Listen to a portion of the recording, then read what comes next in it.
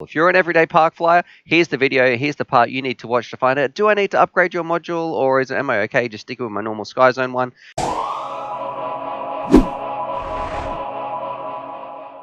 G'day, Shu from UAVfutures here, and today, well, what we're going to be checking out is this right here. This is the Wildfire module from FOXEER. It cost about $90, and this bad boy is meant to be a cheaper competitor to something like Rapid Fire. So many people in this FPV industry think Rapid Fire is the gold standard, which, look, it does perform very, very well in all its tests that it does, but this one, it's coming in at a cheaper alternative. Some people might not want to pay the $150, so at like the $90 range, what we're going to do, we're going to put on the bench, we're going to look at the text and the specs, some of its features, and we're going to find out just how well it goes. We're going to go also out to the field and fly it around in a heavy RF environment, and I'm just going to be comparing it to some standard goggles. I'm not going to be doing a shootout between all the different modules. Somebody else can do that. I'm sure other people have already done that. All I want to know is how well does this module perform when you stack it up against some ordinary goggles, give you my impressions and just overall thoughts on a $90 FPV module. So the first things first, we're going to plug it in, turn it on, and the reason I'm not showing you this in my Fat Shark HDOs is, and I've got it in this little Sky Zone adapter, is because my HDO to the DVR is broken or it sucks. I don't know what's going on. It just doesn't record very, very well whatsoever. Oh great, we've got 10% battery left on this. Let's hope I can get this done in that time. So as you can see, right here, the big one about this, it simply plugs into your module bay. That's going to keep beeping the whole time. It plugs into your module bay and you can cycle through the channels, all that sort of stuff, get your standard reception. But the reason where this one is good is the way that it deals with multipathing. I don't think it's better at long range, but I feel like when it comes to multipathing, it can kind of splice those signals together and you're meant to get a better image. And hopefully you'll be able to see that in the test when we put the two things side by side. Oh great, it's dead. So I guess we can just get rid of this. Oh, fantastic. Bear with me. I'll go get another battery. I plugged in a new battery and you can see we've got 10% on this one, so nothing but professionalism on this channel. This is probably going to go flat. On the overview, of course, you've got your two little diversity antennas right here, and it has a little fan on here. And I've got to say, I feel like that fan is a little bit noisy. You can hear it spinning up. You do have the option turning it off and on. You cycle through your channels by pressing this, up or down little key right here. And if you hold it up or down, that's when it goes through an entire different band. So there we go, there's B band, E-band, all that sort of stuff. Let's go through some of the other settings right here. How do I get into those? So here we go, see, I'm pressing left and right. You can see you've kind of got two options. So you can see exactly what's on the top if you want to read it, but it's going to be easy to read it on here. We've got our channels, you've got your favorites. You can put it on drone finder mode, which I've got to say does work. We've got a band scanner. Let's go in, have a look at some of the settings. You can choose how fast it switches between the two receiver units.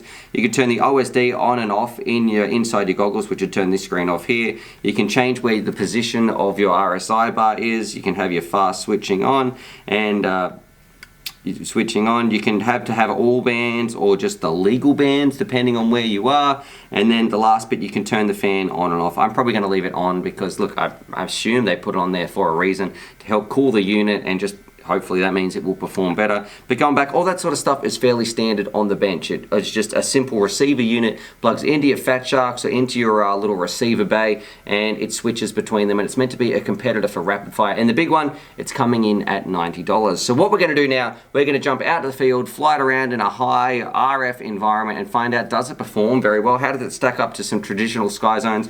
All that sort of stuff, and just have some fun with this unit and give you my first impression. So let's go do it. Let's have some fun in 3, 2, 1. Yeah, here we are out in the field. Let's do it with some Wildfire multipath testing. We've got the standard Sky Zones here, recording some DVR. And then over here we have the Wildfire setup, and we're going to test that in probably one of the worst RF environments we've got. There's some Wi-Fi routers all over this place, a whole bunch of concrete and steel everywhere. So if we're going to test this anywhere, normally we get pretty bad reception here, so this should be a good test to compare how well does this unit do versus your standard reception in your goggles. So let's do it, have some fun, put some DVR side by side, and yeah, just see how it goes. Alrighty, here we go. We're going to jump straight in because this video actually took a bit of time to make actually. So if you get the thumbs up button, that would definitely help me out. But we're going to film inside here. We're going to splice them together. You get to see the DVR side by side, make a decision for yourself, and then also we're going to go out to the field and we're going to fly it around and see what it's like in a range test. test. So this is a heavy RF environment, and you can see we've got the Wildfire on the left, we've got the standard DVR from the Sky Zones on the right, and I must say the one thing I feel like I can notice is they handle the breakup differently. So when it's on the left with the Wildfire, it seems to be more flickery, and the Sky Zones seem to be more snowy. Now this is a very heavy RF environment. You can see a lot of those horizontal bands that are coming across in the footage, and that seems to be from the Wi-Fi routers, or that's my theory in this environment anyway. And for the most part, I feel like you don't need, if you're a new pilot coming in, yes, I think the Wildfire does handle it better than the standard traditional Sky Zone module in this part, but for 90% of pilots, and especially if you're a beginner, please don't feel like you need to drop the 100 or 200 bucks, whatever sort of module you're going to get that improved performance, because it's not worth the price for the amount of improvement that you get in your signal. But this may be different depending on your needs. You might be flying around. If you're the sort of person who's going out to races that's like in an underground car park with 6 competitors, you will see a significant improvement there. But for 90% of the pilots, where I feel like most people just get together and fly around, please don't buy into the hype that everybody needs to go out and get this Rapid Fire or FOXEER Wildfire. You don't need to get any of these new fancy pants modules to be having a good time. I got to say, I think the Sky Zone module that is built in still does a fantastic job. But what we should do, we're going to jump out to the field because this is it in a heavy RF environment. Let's go out with Wingman Jono when I film this a couple of weeks later, and you can see it what it's like in a normal grassy park as well on a bit of a range test. Rightio, take 2 out in the field. The second part, we're now not any multipath or anything like that. I just want to find out range-wise. We've got the same antennas on here. We're going to just go for a flight and see, do we get better range, better reception, and we'll compare the DVR for you guys to watch. So let's do it. Roll those 2 DVRs outdoors and find out, is it worth getting? And of course, I'm using mine in this module bay. Why? Because the DVR on my HDO2 sucks or it's broken. I don't know what the deal is. So today, thank you Sky Zone, we're going to be recording with this bad boy, and the Immersion RC power play is where the DVR comes from for this. And of course, just the standard onboard Goggle DVR stuff that are in my Sky Zones for the normal bit. All right, well, let's do it. You just try to match my orientation of my face. Yeah, all right. pretty much. Super scientific. Yes. Look at us, we science. Rightio, here we go with the second part, jumping straight into the flight. And this one, look, I know this isn't the most scientific test or anything like that, but that doesn't mean this data isn't useful. If you're an everyday park flyer, here's the video, here's the part you need to watch to find out, do I need to upgrade your module, or am I okay just sticking with my normal Sky Zone one?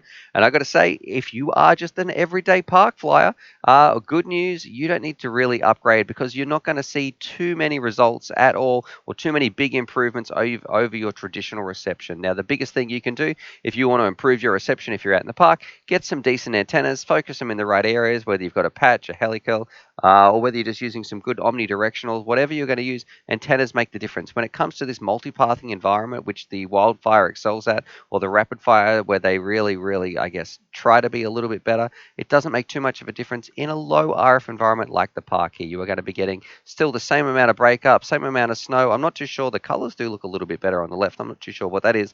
But yeah, overall, I feel like the reception that we're getting doesn't sort of warrant spending an extra $90 or anything like that. Both of these, I feel like, offer a fairly similar flight experience. Now, look, I'm sure there's going to be some people out there who say, well, I get drastically different results. I love what I've bought, and I'm more than happy for you. This video, I guess, was just showing you my findings with these two, putting them together and talking about Wildfire, Rapid Fire, and sort of just seeing how they stack up to the standard Goggle DVR that we've got. Rightio, so there it is. There's my review with a FOXEER Wildfire. Probably not the most popular name choice in Australia right now. A little bit of bad taste. But anyway, here's the receiver unit. It is $90. And I got to say, if you are looking at upgrading your existing old receiver, it's going to be okay. I don't think it's going to be as good as the Rapid Fire, even though we didn't do a side-by-side test in that video.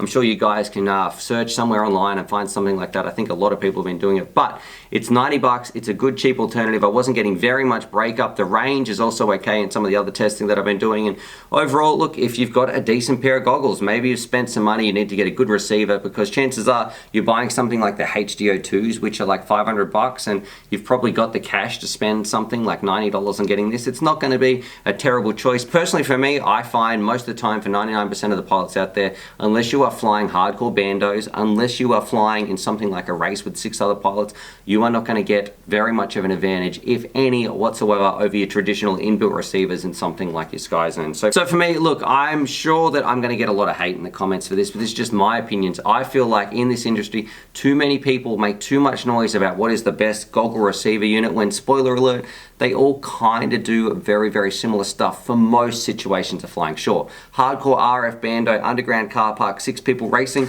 you might be better off with a diversity receiver that switches and meshes them together, something like this. But for most pilots, if you are not doing this, I feel like you're wasting your money getting an expensive receiver unit. Especially, you know, 90 bucks isn't so bad, but going up to something like Rapid Fire, it's starting to get very, very expensive. But anyway, I'd love to know what you guys think. Drop your comments down below. I'm sure I'm gonna upset some people by saying Rapid Fire is very overpriced for some people in the hobby. But anyway, some people just like to have the best of the best and the most expensive stuff. For me, you know, I'm quite happy flying around with the receivers that are inbuilt in the cheaper goggles. Subscribe for more FPV related content. And as always, happy flying.